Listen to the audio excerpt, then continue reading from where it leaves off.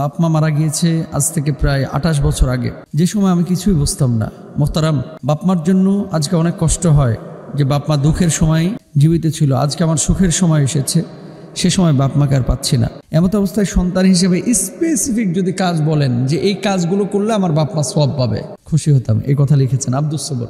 Very very important এই বিষয়টা। কিন্তু এই পৃথিবীতে কোটি কোটি মানুষ এরকম পাবেন যেই মানুষগুলো বাপ মা দুঃখের সময়টা দেখে গিয়েছে কিন্তু সুখের সময় দেখতে পায় নাই সন্তানের। কোটি কোটি মানুষ পাবেন এবং এরা কিন্তু প্রায়ই আমাদের কাছে এই ধরনের প্রশ্নগুলো করেন যে মোহতারাম, আজকে তো আল্লাহ তাআলা পয়সা দিয়েছেন, প্রভাব প্রতিপত্তি ক্ষমতা সবই দিয়েছেন, বাপ মা তো নেই। এই বাপ মার জন্য স্পেসিফিক আমরা কি করতে পারি? আজকে এই অল্প সময়ে আপনাদেরকে এই মেসেজটাই দেব, যাদের বাপ মা মারা গিয়েছে সন্তান হিসেবে বিশাল আলোচনা করব না, আপনার মনে থাকবে না, মাত্র 4টা পয়েন্ট বলবো। 4টা, এই 4টা কাজ করেন, আপনার বাপ মা কবরে শান্তিতে থাকবেন ইনশাল্লাহ। আরেকটা বিষয় বলতে পারি, বাপ মা যখন আল্লাহর আদালতে দাঁড়াবে, আল্লাহ এই আমলগুলো তো আমি করি নাই, কিভাবে আমি এগুলো পেলাম?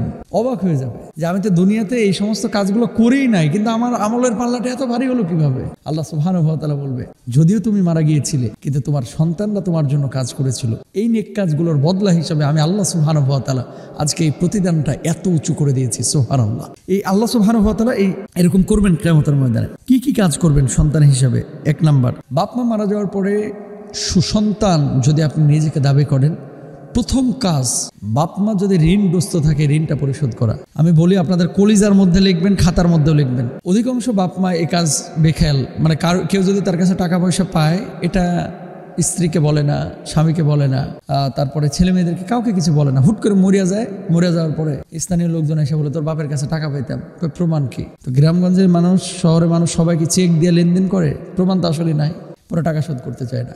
বাপ মা মারা যাওয়ার পরে সন্তানের প্রথম দায়িত্ব হচ্ছে, যদি বাড়ির ভিটা বিক্রি করতে হয়, ভিটা বিক্রি করে হলো ঋণ পরিশোধ করা। লাভটা কি? টাকাটা তো আপনার না, টাকাটা তো আপনার বাপেরই, আপনার মায়েরই। তা আপনি যখন এই টাকাগুলো পরিশোধ করবেন, আল্লাহ সুবহানাহু ওয়া তাআলা ওই বাপ মার আমলনামায় ঋণ পরিশোধের সওয়াব এবং ঋণ মুক্ত হওয়ার জন্য যে জিম্মাদারি আপনার ছিল, এই ঋণের মুক্তি আল্লাহ তাআলা আপনাকে দান করবেন এবং এটার কোনো দায়ভার আপনার উপর আর বর্তাবে না, আপনি সওয়াবের মালিক হবেন। আলহামদুলিল্লাহ। তো এটার জন্য 1 নম্বর কারণ হচ্ছে বাপ মা ঋণগ্রস্ত থাকলে সন্তানের পক্ষ থেকে ঋণ পরিশোধ করা। মৃতের কোনো ওসিয়ত থাকলে তা পালন করার আগে ঋণ পরিশোধ করতে হবে। এটা সূরা নিসার মধ্যে আল্লাহ সুবহানাহু ওয়া তাআলা বলেছেন। আচ্ছা, তাহলে এখন কারো সম্পত্তি সীমিত, কাফন দাফনের পরে তেমন কোনো সম্পদ নাই, তাহলে বাপ্পার পক্ষ থেকে আপনি দান করে দেন, আপনি ঋণ পরিশোধ করেন আপনার যদি সামর্থ্য থাকে। নাহলে তো কিয়ামতের ময়দানের এই ঋণের কারণে বাপ্পার আমল থেকে কেটে যিনি পাবেন তার আমল নামায় সওয়াব দেওয়া হবে। বাপ টুটাফাটা ছোটোখাটো ভালো কাজ করেছে না, এই সওয়াবটা ওই ব্যক্তির আমল নামায় লিখে দেওয়া হবে। 2 নম্বর কাজ হচ্ছে বাপ মায়ের কাফফারা, ফিদিয়া আদায় করা। কাফফারা কি? মৃত বাপ মায়ের জন্য যে কাফফারা আদায় করবেন, অর্থাৎ গুনাহের কাফফারা বা আমলের ফিদিয়া আদায় যদি হয়ে থাকে, তাহলে সন্তানের কর্তব্য তাদের সম্পদ থেকে বা সাধ্য থাকলে নিজের সম্পদ থেকে সেগুলো আদায় করে দেওয়া। যেমন কেউ জীবনকালে শপথ রোজা ভঙ্গ করে এবং কাফফারা আদায় করার সুযোগ না পায়, তাহলে সাদকার মাধ্যমে সেগুলোর কাফফারা আদায় করে দেওয়া উচিত। রোজার ফিদিয়া আদায় বাকি থাকলে তা আদায় করে দেওয়া উচিত। বুঝাইতে হবে, নাহলে বুঝবেন না। বাপ মা আল্লাহর নামে হলফ করেছিল, তারপরে এই হলফটা মানে শপথটা ভঙ্গ করেছে, তাহলে আপনি 10 জন মিসকিনকে খাওয়াবেন অথবা 3টা রোজা রাখবেন। এটা হচ্ছে কসমের কাফফারা। বাপ মা বৃদ্ধ ছিল, বাপ মা মারা গিয়েছে, এখন ফিদিয়া দেওয়া লাগবে। প্রতিটা রোজার জন্য প্রায় 3.25 সের গম, বাংলাদেশি টাকায় যদি কনভার্ট করেন আপনার 250 থেকে 300 টাকা। এই পরিমাণ টাকা আপনি প্রতিটা রোজার জন্য বাপ মার পক্ষ থেকে আপনি আদায় করে দেবেন। তো ফিদিয়া এবং কাফফারার বিষয় যদি থাকে তাহলে আপনি এটা আদায় করবেন। এখন বাপ মার রোজা কাজা করেছে, বাপ মার পক্ষ থেকে আপনি রোজা রাখবেন, এই ধরনের আসলে অথেন্টিক সোর্সে হাদিস পাওয়া যায় না।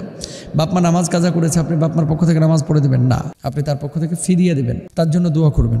3 নম্বর, বাবা মায়ের জন্য দোয়া করা। কি দোয়া করবেন? রব্বির হামহুমা কামা রব্বায়ানি সগীরা। তবে দোয়াটা করতে হবে কখন? নামাজ পড়লেন না, রোজা করলেন না, খালি দোয়া করলে হবে? 5 ওয়াক্ত নামাজও পড়বেন, রোজাও করবেন, ইসলামের শরীয়তের বিধিবিধানগুলো পালন করবেন, নিজের সৎ কাজ করে দোয়া করবেন, আল্লাহ কবুল করবে ইনশাআল্লাহ। রাসূল সাল্লাল্লাহু আলাইহি ওয়াসাল্লামের একটি হাদিস আপনারা সকলেই জানেন, ইদা মাতাল ইনসানু ইনকাতা আনহু আমালুহু ইল্লা মিন সালাসাতিন, ইল্লা মিন সাদাকাতিন জারিয়াতিন আও ওয়ালাদিন সালিহিন ইয়াদউ লা আও ইলমিন ইনতাফা বিহি। 1 নম্বর হচ্ছে সদকায়ে জারিয়া যদি করেন, 2 নম্বর হচ্ছে উপকারী এলেম যদি বিতরণ করেন, 3 নম্বর হচ্ছে সৎ সন্তান যদি দুনিয়ায় রাখেন, কবরে শুয়ে শুয়ে সওয়াব পাবেন। এটা আমরা খেয়াল করবো। 4 নম্বর, বাবা মায়ের পক্ষ থেকে সদাকা করা। নিয়মিত সদকা করবেন, মসজিদে দান করবেন, মাদ্রাসায় দান করবেন, নীল্লা বোর্ডিংয়ে দান করবেন। যদি সদাকা করেন, বাপ মার আমল নামায় আল্লাহ তাআলা এই সওয়াবটা পৌঁছে দেবে। সুবহানাল্লাহ।